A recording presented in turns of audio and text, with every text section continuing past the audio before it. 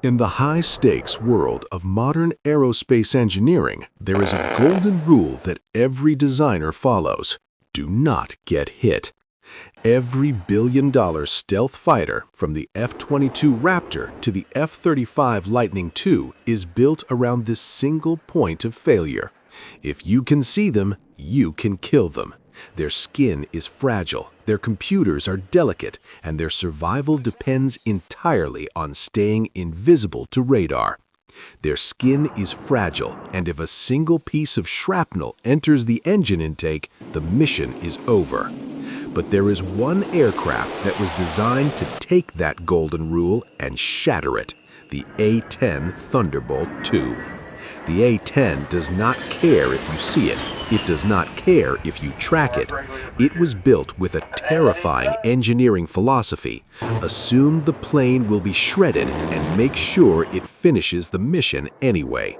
This is not an airplane with armor. It is a flying tank that happens to have wings. Today, we are conducting a professional teardown of the genius engineering that makes the A-10 the most survivable atmospheric platform ever conceived.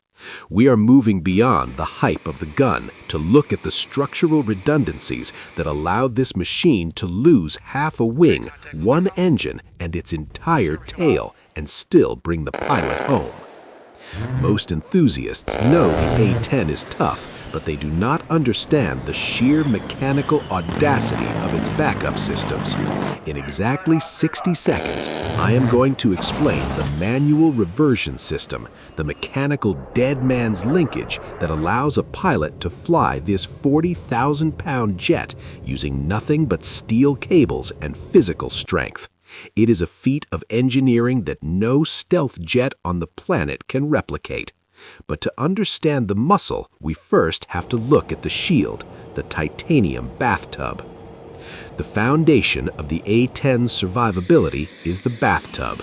This is a 1,200-pound basin of aerospace-grade titanium that encases the pilot and the primary flight control systems. From a metallurgical perspective, this is a masterpiece of energy dissipation.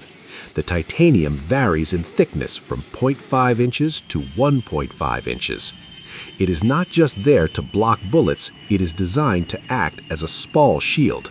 In high-velocity ballistics, the danger is not just the round itself, it's the fragments of the armor that fly off the backside upon impact.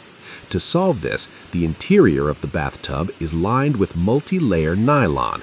This prevents the spalling effect from sending metal shards into the pilot's face. The bathtub can withstand direct hits from 23mm cannon fire. Think about that. Most aircraft are shredded by 12.7mm rounds. The A-10 ignores weapons twice that size. This allows the brain of the aircraft, the pilot, to remain calm, while the body of the aircraft is literally being dismantled by anti-aircraft fire. Here is the secret I promised. In an F-16, the pilot moves a joystick, which sends a digital signal to a computer, which then moves a hydraulic actuator. This is fly-by-wire. If you cut the wires or lose power, the pilot is just a passenger in a falling rock. The A-10 engineers found this unacceptable for a close air support role. They designed the manual reversion flight control system. The A-10 has two primary independent hydraulic systems. If both are severed by enemy fire, the pilot flips a physical lever in the cockpit. This mechanically disconnects the hydraulics and engages a system of steel cables and cranks that run directly from the stick to the flight surfaces. This is fly by muscle.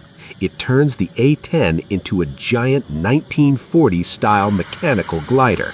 It takes incredible physical strength to move the rudders this way, but it is a failsafe that cannot be jammed or deactivated. It is the ultimate insurance policy. In 10 minutes, I will show you how this system saved a pilot over Baghdad when her plane was riddled with hundreds of holes. But first, we need to talk about why the A-10 is so hard to heat-seek. Modern surface-to-air missiles hunt for heat. Engineering the A-10 meant hiding the heat signature without using expensive, fragile stealth coatings. Look at the engines. The TF-34 turbofans are placed high and outside the fuselage. The engineering logic here is twofold. First, the wings and the massive H-shaped tail physically block the heat of the engines from infrared sensors on the ground. You cannot shoot what you cannot see on the thermal spectrum. Second, the engines are mounted in separate pods. On a standard jet, if one engine catches fire, it melts the adjacent engine or the fuel lines. On the A-10, an engine fire is isolated. You can literally blow one engine off the aircraft and the other will continue to provide thrust without being affected by the catastrophic failure of its twin. This is a hidden engineering secret that most people miss. Survivability isn't just about staying in the air, it's about getting back into the air after a fight. The A-10 was engineered for logistical survivability.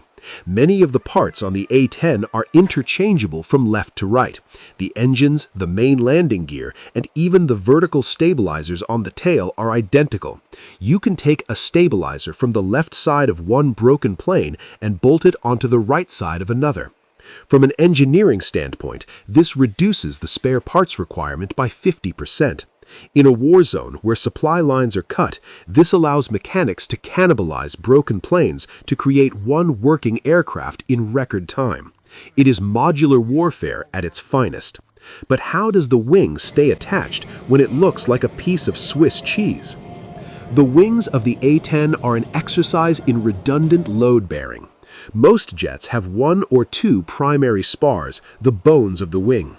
If a spar snaps, the wing folds. The A-10 wing uses a multi-spar honeycomb design. It is over-engineered to the point of absurdity. In combat testing, the A-10 proved it could lose one of its two main spars and still maintain structural integrity. Furthermore, the skin of the aircraft is not load-bearing. This means you can punch hundreds of holes through the wings with heavy-caliber rounds, and the wing will not lose its lift or its strength. It is a fail-active structure. If you stay with me until the end, I'll explain the final secret of the landing gear that allows the A-10 to land on its belly without destroying the pilot. Fuel is the most dangerous part of any aircraft. The A-10 engineers solved this with three distinct layers of protection. First, the fuel tanks are reticulated foam-filled. This is a specialized polyurethane sponge that prevents the fuel from exploding if the tank is hit by an incendiary round. Second, the fuel lines are self-sealing. If a bullet passes through a line, the chemical lining of the tube reacts with the fuel and swells instantly, plugging the hole in milliseconds. Third, and most impressively, the fuel tanks are physically separated from the fuselage. They are located away from the cockpit and the engines, meaning a fuel fire is unlikely to kill the pilot or disable the thrust. It is a gravity-fed fire prevention system that requires zero power to work. Here is the final piece of genius. On almost every other plane, the landing gear retracts completely into the belly. If the hydraulics fail and the gear won't go down, the pilot has to perform a belly landing, which usually destroys the underside of the plane and risks a massive fire. The A-10's landing gear retracts, but the wheels actually stick out halfway from the pods. This was a deliberate engineering choice. If the hydraulics fail, the A-10 can land on its wheels even while they are retracted. This prevents the bathtub and the fuselage from grinding against the runway, saving the aircraft and the pilot from a catastrophic fire. It is engineering that anticipates failure and turns it into a manageable event. Why is this engineering genius? Because it realizes that in the chaos of close air support, perfection is impossible. You will get hit. You will face anti-aircraft fire. The A-10 is the only aircraft in the American arsenal that does not rely on luck or invisibility. It relies on physics and metallurgy. While the world moves towards stealth and fragile high-tech sensors, the A-10 remains a masterclass in hard-kill survivability. It is a machine that was built to be broken, and that is exactly why it is the most feared aircraft on the battlefield. If you want to see the technical comparison between the A-10's armor and the F-35 stealth, click the video on your screen now. We break down the dollar-for-dollar survivability of both platforms. Don't forget to subscribe.